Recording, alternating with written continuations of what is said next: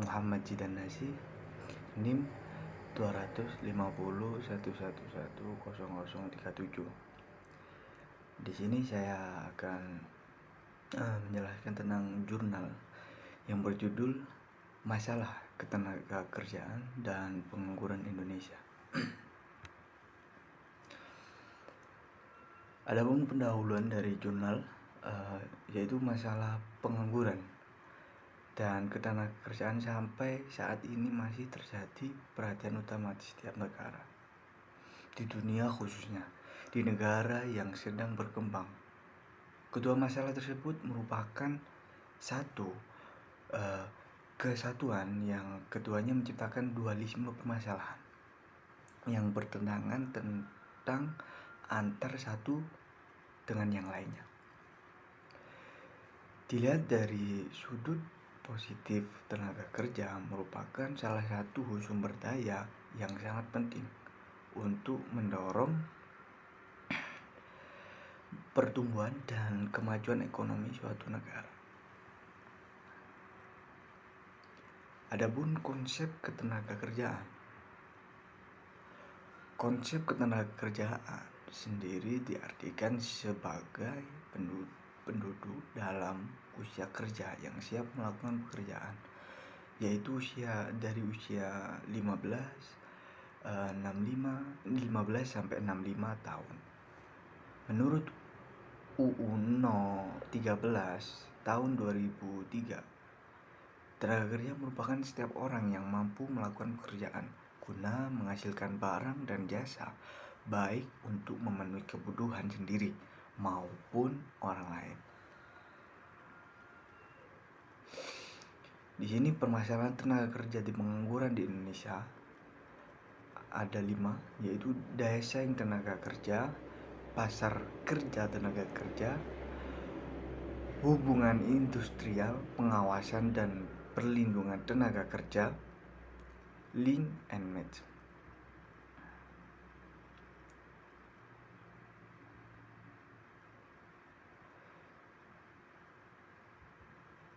Jadi untuk daya saing tenaga kerja sendiri disimpulkan bahwa daya saing tenaga kerja Indonesia relatif masih rendah dibandingkan dengan daya saing negara tetangga. Rendahnya daya saing disebabkan oleh rendahnya mutu SDM sebagai akibat dari rendahnya tingkat pendidikan dan rendahnya kompetensi kerja dan kecocokan skill dengan kecocokan pekerjaan. Adapun yang kedua yaitu pasar kerja tenaga kerja. Di sini Indonesia meski pertambahan lapangan kerja selama 5 tahun terakhir cukup banyak dibandingkan pertambahan angkatan kerja. Kondisi yang menyebabkan kelebihan tenaga kerja atau yang disebut dengan labor surplus ekonomi. Di samping itu kondisi pasar kerja juga pada pasar yang kurang berkualitas sehingga produktivitas dan tenaga kerja juga masih rendah. Selanjutnya yaitu hubungan industrial.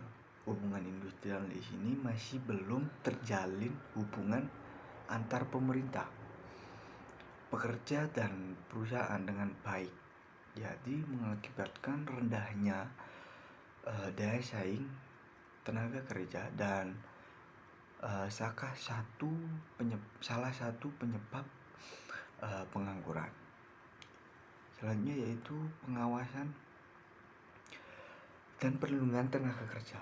Di sini sangat penting di ketenagakerjaan di suatu perusahaan karena pelaksanaan pengawasan dan perlindungan ketenagakerjaan juga masih sangat rendah di Indonesia.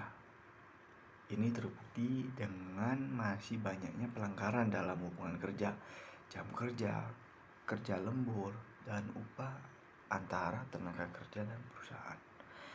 Adapun link and match, ketika ketidaksesuaian antara perusahaan dengan tenaga kerja dalam mendapatkan pekerjaan dengan keahlian juga merupakan permasalahan dalam menciptakan pengangguran di Indonesia. Link and match merupakan konsep keterkaitan dan kesepadanan antara skill and yang dimiliki oleh tenaga kerja yang dibutuhkan. Link and match masih menjadi masalah utama yang harus diselesaikan dalam mengurangi pengangguran di Indonesia. Adapun dari jurnal ini, permasalahan tenaga kerja dikelompokkan menjadi 3, yaitu yang pertama tenaga kerja terdidik, yang kedua tenaga kerja terlatih, yang ketiga yaitu tenaga kerja tidak terdidik dan terlatih. Yang dimaksud tenaga kerja terdidik di sini adalah tenaga kerja yang memerlukan jenjang pendidikan yang tinggi, misalnya dokter, guru, insinyur, dan lain sebagainya. Yang kedua yaitu tenaga kerja terlatih. Apa sih tenaga kerja terlatih? Yaitu tenaga kerja yang memerlukan pelatihan dan pengalaman, misalnya sopir, montir, dan lain-lain. Yang ketiga yaitu tenaga kerja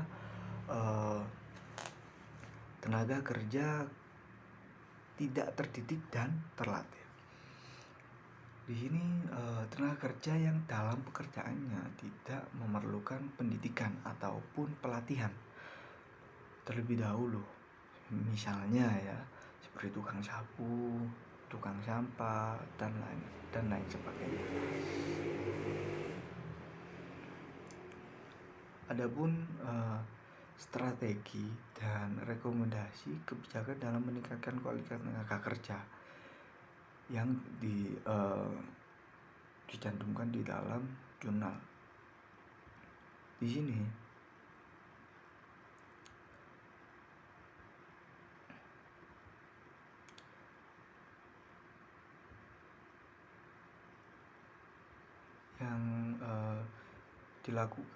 yang dilakukan untuk mengatasi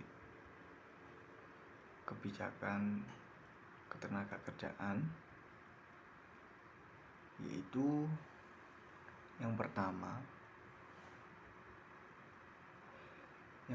yaitu peningkatan kompetensi dan produktivitas tenaga kerja untuk memasuki pasar tenaga kerja. Yang kedua yaitu peningkatan kualitas pelayanan, penempatan, dan pemberdayaan tenaga kerja, rekomendasi kebijakan mandiri melalui penataan lembaga berbasis kompetensi, peningkatan kualitas sistem tata kelola, pemrograman pelatihan untuk mempercepat sertifikat pekerja. Yang ketiga yaitu peningkatan kualitas pelayanan. Jurnal ini menjelaskan yaitu dengan peningkatan akses angkatan kerja pada sumber daya produktivitas dalam rangka peningkatan keterampilan kerja melalui yaitu yang pertama penciptaan lapangan kerja, pengembangan kredit mikro untuk UKM, dan meningkatkan kegiatan yang bersifat padat karya.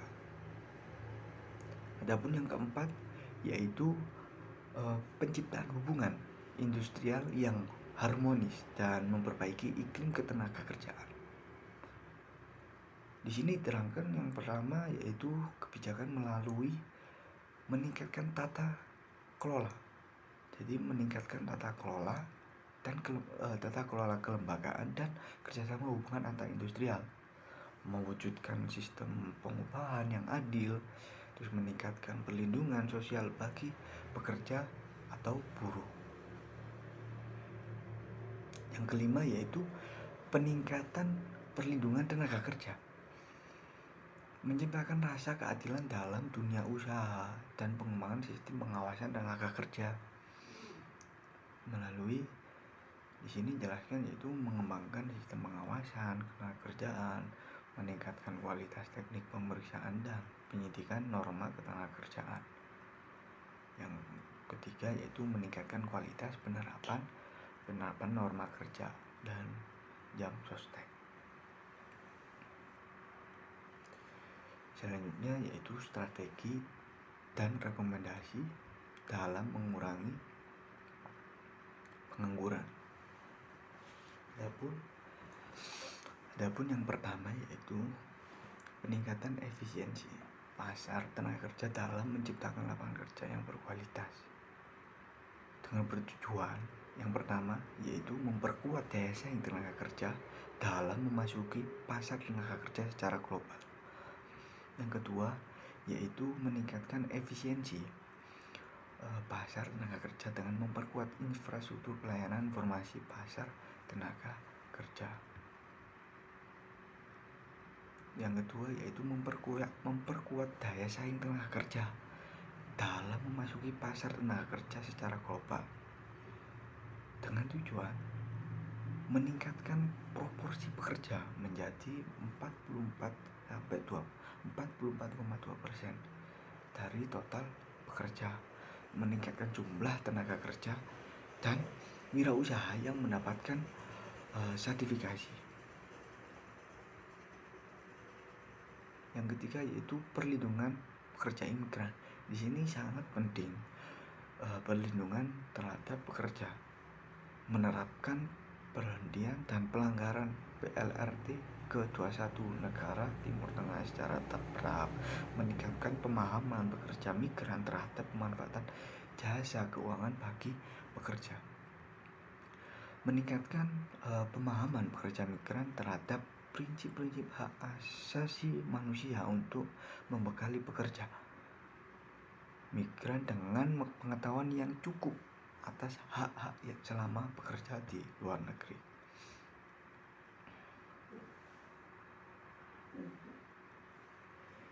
Di sini gambar dari grafik di jurnal yang sudah tertera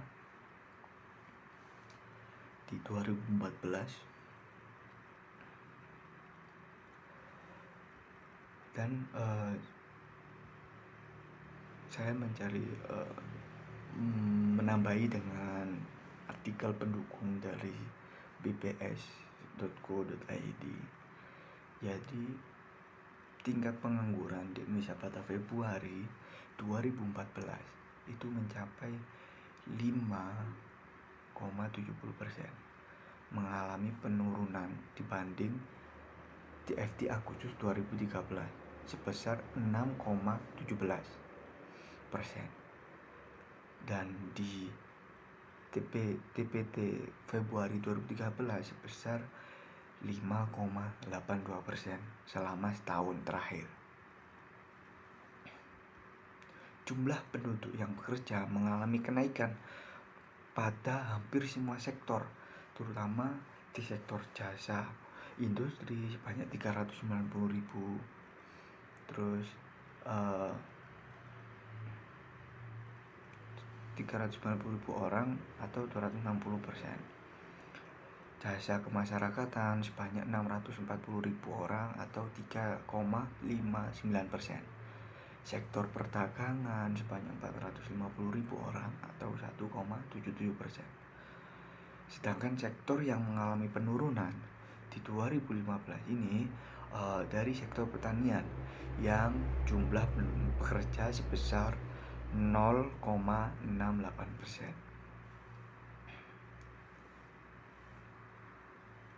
Di sini saya memberi sedikit penambahan di grafik 2022, juga memakai penambahan dari BPS, mengambil penyerahan dari bps.co.id atau Badan Pusat Statistik. Jumlah angkatan kerja pada Februari 2022 di sini sebanyak 144 juta orang, naik menjadi 420 juta orang dibanding Februari 2021. Jadi di sini 2022 sudah meningkat lebih banyak lagi dibandingkan 2014. Dan juga di sini diterangkan dari Badan Pusat Statistik dari 2021 mengalami kenaikan 4,20 juta orang dari 2021. Penduduk yang bekerja sebanyak 135,61 juta orang dan naik sebanyak 4,55 juta orang.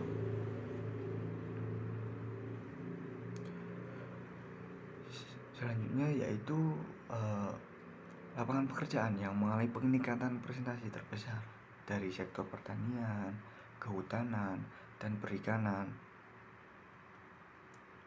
dari 0,37% poin. Sementara lapangan pekerjaan yang mengalami penurunan terbesar yaitu sektor jasa atau 10,51%. Sebanyak 81,33 juta orang atau 59,97% pekerja pada kegiatan informal naik 0,35% di 2022 ini dibanding Februari 2021. Ya, kurang lebih seperti itu. Bila ada salah kata, mohon dimaafkan. Terima kasih sudah telah menonton video saya. Wassalamualaikum warahmatullahi wabarakatuh.